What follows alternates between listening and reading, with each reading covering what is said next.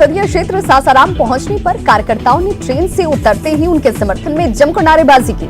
सांसद ने कहा कि सासाराम रेलवे स्टेशन पर रेलवे से जुड़ी कई योजनाओं का आज उद्घाटन होगा। बीजेपी के राष्ट्रीय प्रवक्ता प्रेम शुक्ला ने विपक्ष पर जमकर निशाना साधा है। उन्होंने कहा कि एक तरफ एनडीए नरेंद्र मोदी और नीतीश कुमार के विकास के काम को गिना रहा है, तो दूसरी तरफ कोई चेहरा नहीं है। बीजेपी विधायक मिथिलेश तिवारी ने दावा किया है कि केंद्र सरकार ने बिहार के विकास में कोई कसर नहीं छोड़ी है। गोपालगंज में मिथिलेश तिवारी ने कहा कि देश में सबसे ज्यादा सड़कों का निर्माण बिहार में हो रहा है। केंद्र की सारी योजनाओं के सबसे ज्यादा लाभुक बिहार से हैं।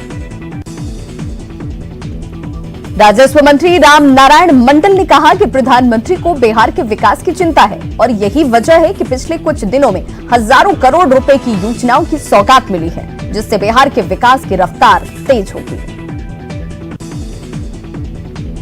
पर्यटन मंत्री प्रमोद कुमार ने बेतिया में केंद्र सरकार की उपलब्धियों की चर्चा की। उन्होंने कहा कि नरेंद्र मोदी ने दुनिया में भारत की अलग पहचान बनाई है।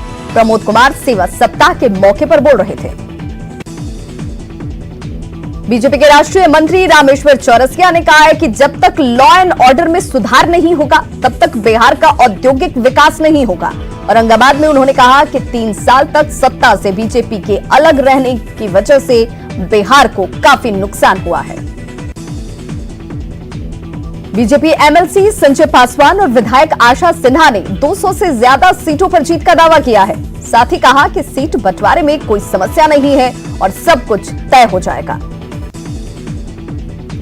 बेगूसराय में आरएलएसपी के 35 नेताओं ने पार्टी से इस्तीफा दे दिया। पार्टी छोड़ने वाले नेताओं ने उपेंद्र कुशवाहा पर जंगल राज लाने वालों से समझौता करने का आरोप लगाया।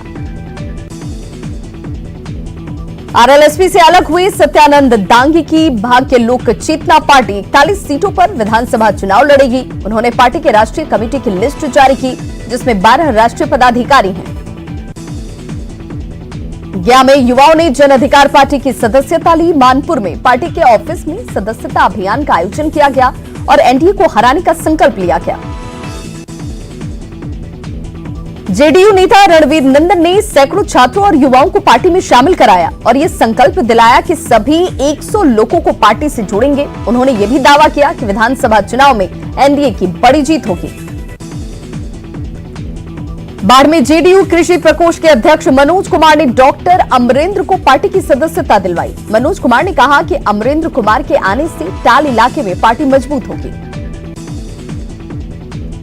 बोधगया के आरजेडी विधायक कुमार सर्वजीत का टनकुंपा में जनसंपर्क अभियान के दौरान स्वागत किया गया। कुमार सर्वजीत ने उनके काम और व्यवहार के आधार पर क्षेत्र की जनता से वोट करने की अपील की।